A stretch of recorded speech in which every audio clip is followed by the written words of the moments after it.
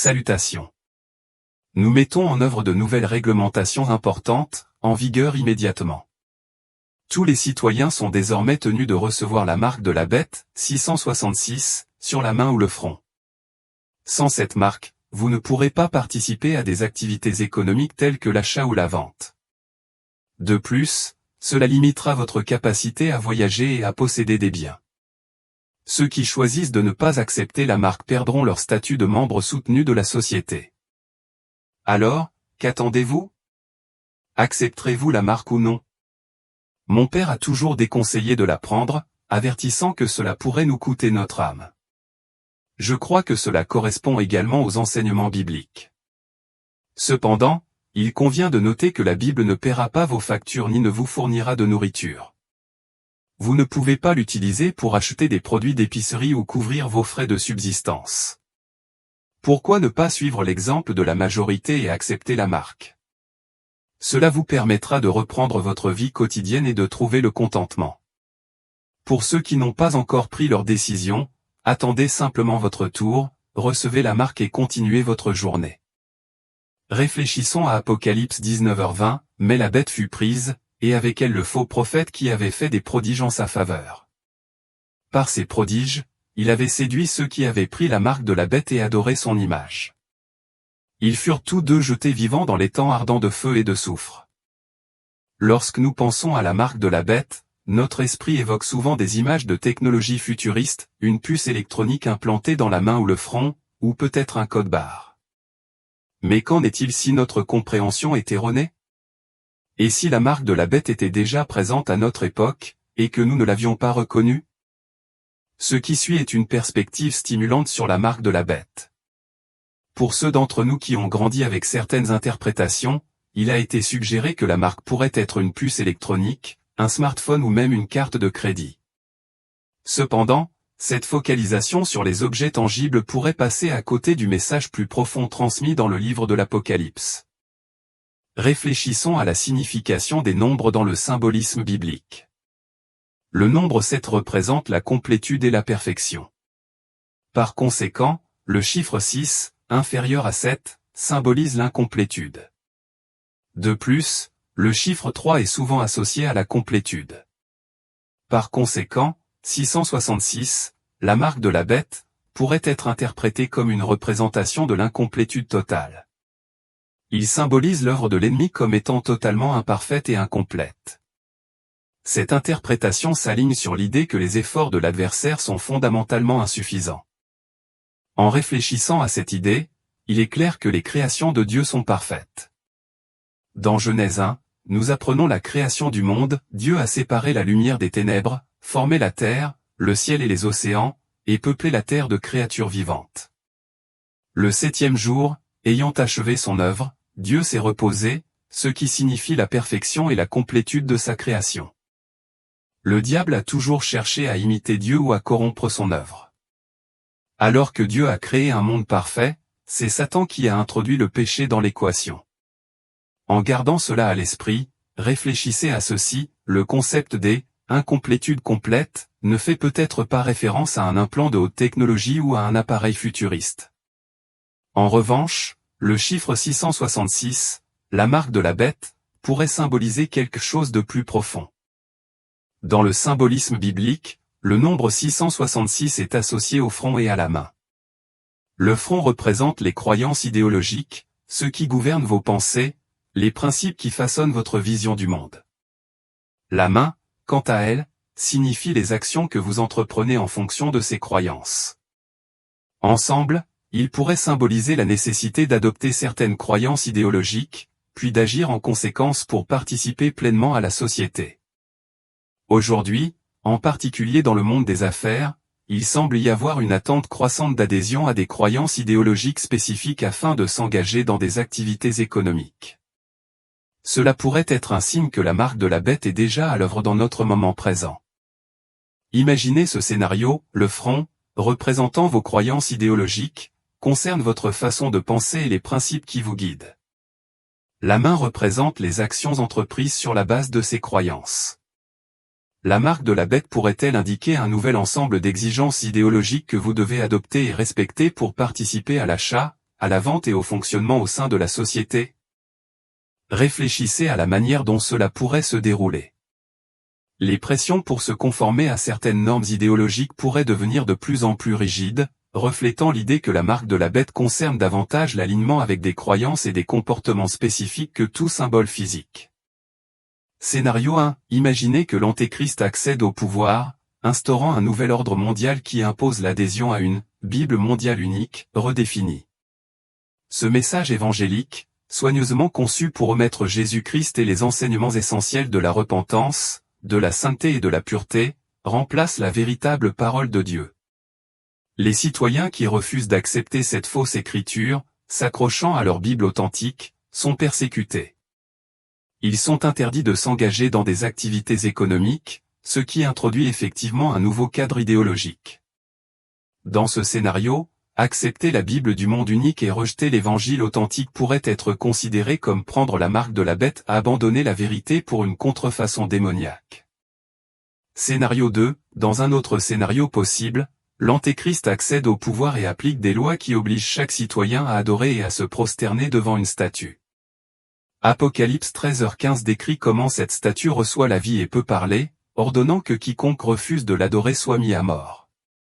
Se conformer à ce mandat idolâtre peut garantir votre place en tant que citoyen docile dans le nouveau régime, mais cela représente un grave compromis spirituel.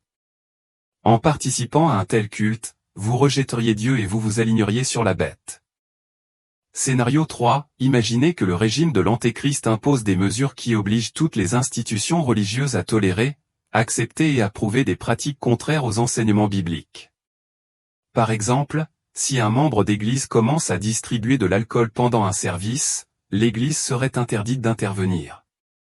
De même, si un dirigeant d'église commet un péché clairement décrit dans les Écritures, il serait autorisé à continuer à diriger sans conséquence. Cette tolérance forcée des idéologies mondaines et impies pourrait éroder l'intégrité de l'église. Le silence et l'acceptation de ces pratiques par les membres de l'Église pourraient symboliser une acceptation de l'influence de la bête et un rejet du Christ. La nature précise de la marque de la bête reste un sujet de débat dans les cercles chrétiens. Certains pensent qu'elle est déjà présente dans notre monde, tandis que d'autres anticipent des manifestations plus tangibles, telles que des puces de paiement sans contact intégrées sous la peau. Quelle que soit sa forme, qu'il s'agisse d'un concept idéologique ou d'une réalité physique, il est clair que la marque de la bête entraînera la destruction de l'âme d'une personne. Considérez la manière dont l'Antéchrist pourrait introduire cette marque. Imaginez la simplicité et la subtilité avec lesquelles elle sera présentée. Avez-vous déjà pêché? Les poissons sont souvent attirés par des leurres brillants qui semblent inoffensifs et intrigants, mais cachés dans ces leurres séduisants se trouvent des hameçons pointus et barbelés conçus pour piéger et piéger. Une fois qu'un poisson est accroché, il est presque impossible de s'enfuir. De même, l'Antéchrist se présentera probablement d'une manière qui semble bénigne et même bénéfique. Il apparaîtra comme un héros charismatique, plein de charme, de sagesse et de solutions apparemment efficaces aux problèmes urgents du monde. Si les derniers jours et le règne de l'Antéchrist sont mentionnés tout au long de la Bible, les écrits de l'apôtre Jean, ses épîtres et le livre de l'Apocalypse offrent les aperçus les plus détaillés de son caractère et de ses plans malveillants. Comme Jésus l'a dit à ses disciples, nous devons nous aussi rester vigilants, car nous ne connaissons pas le jour exact de son retour. Cet appel à la vigilance est aussi pertinent pour nous aujourd'hui qu'il l'était pour les premiers disciples du Christ. Tout comme un gardien vigilant reste attentif aux menaces potentielles, nous devons également rester vigilants aux signes du retour imminent du Christ. Le rôle d'un gardien est à la fois fascinant et multiforme, chaque aspect étant d'une importance cruciale. Historiquement, un gardien était chargé de protéger les villes et les camps militaires contre les attaques surprises et autres dangers potentiels.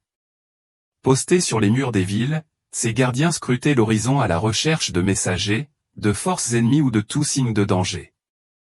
Dans 2 Samuel 18, nous lisons l'histoire d'un gardien qui, posté entre les 2 portes, monta sur le toit au-dessus de la porte pour surveiller les environs.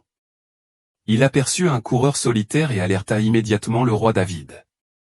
Le roi en déduisit que le coureur solitaire devait apporter des nouvelles. Cette scène met en évidence le devoir du gardien de rester toujours vigilant, de scruter la distance et de rester attentif. Le rôle d'un gardien est d'être une sentinelle inébranlable, protégeant contre toute menace. Dans notre vie spirituelle, chaque chrétien est appelé à être un gardien. Nous devons observer et évaluer diligemment notre vie à la lumière de la parole de Dieu. Cela implique de garder les portes de nos yeux, de nos oreilles et de notre cœur contre l'empiètement du péché, du mal et du diable. Nous sommes responsables de surveiller les désirs et les affections de notre cœur, en veillant à ce qu'ils soient en accord avec la volonté de Dieu. Tout comme un gardien physique protège une ville des dangers extérieurs, nous devons protéger notre vie spirituelle des menaces intérieures et extérieures, en restant toujours vigilants et en alerte. En tant qu'enfant de Dieu traversant une période chargée d'incertitudes, il est essentiel de se prémunir contre l'esprit de peur. De nombreuses personnes s'inquiètent de diverses menaces, les pandémies émergentes, l'instabilité des affaires internationales et le déluge constant de guerres et de rumeurs de guerre.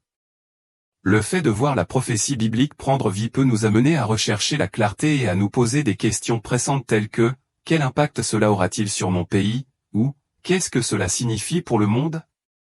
L'instabilité économique, les difficultés financières personnelles et, dans certaines régions, la persécution pour la foi en Christ ne font qu'ajouter à cette incertitude.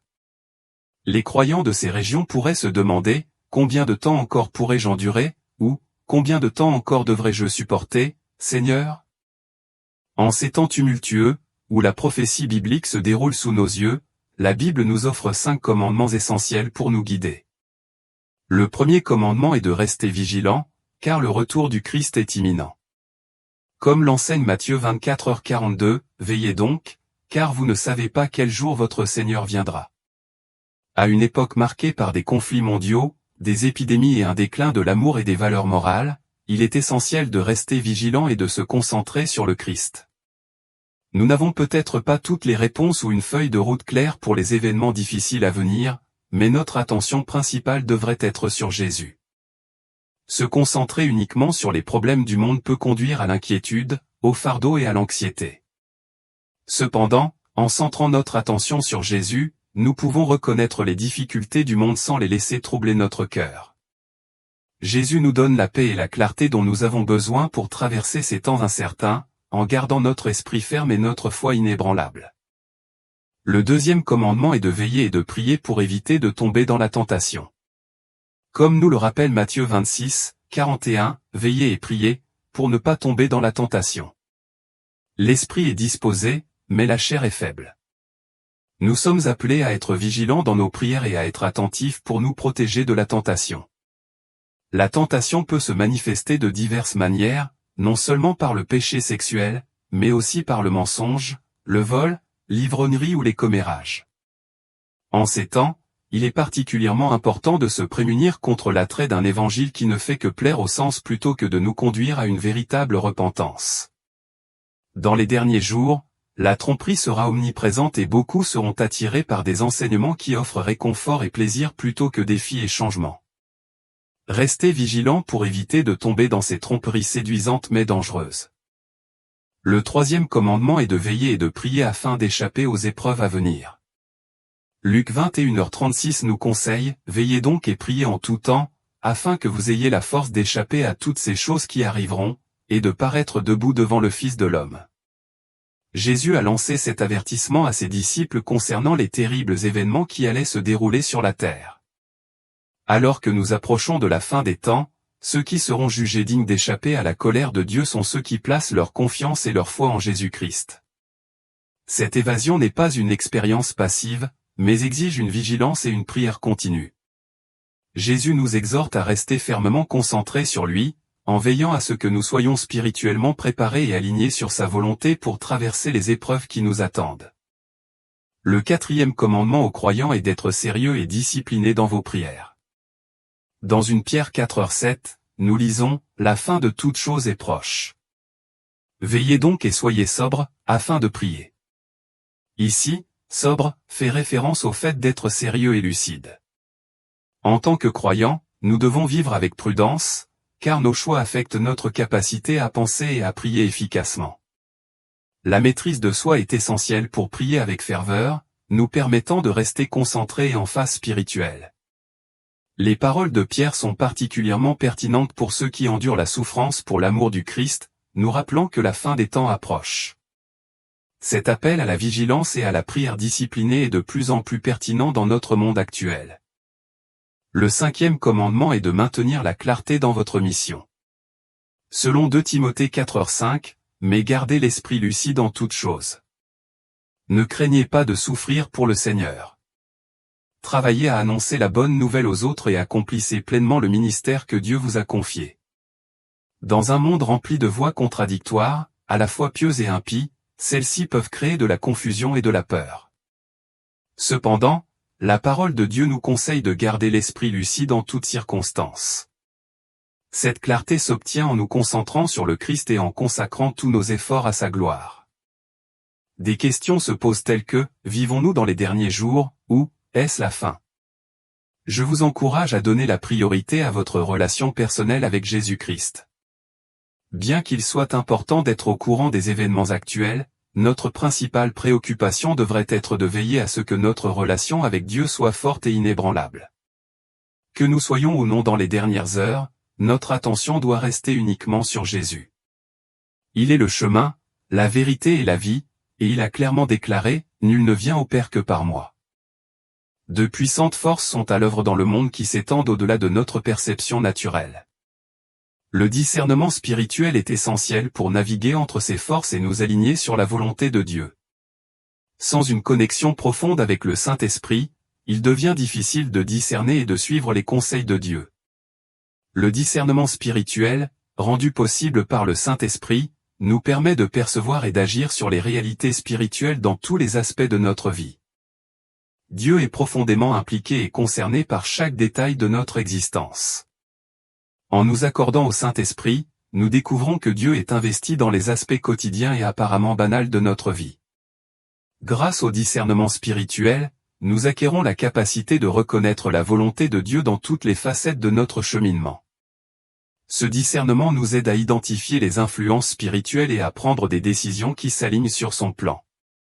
Prier pour le don du discernement est essentiel pour maintenir l'alignement avec la volonté de Dieu. La Bible est remplie d'exemples d'hommes et de femmes qui ont été guidés par leur discernement de la volonté de Dieu, les conduisant à des actions ou à des endroits précis. Dieu n'a pas cessé de parler ou de nous guider, il continue de nous guider et de nous appeler. Il est de notre responsabilité de rechercher la direction du Saint-Esprit, en demandant la capacité d'entendre sa voix et de suivre sa direction.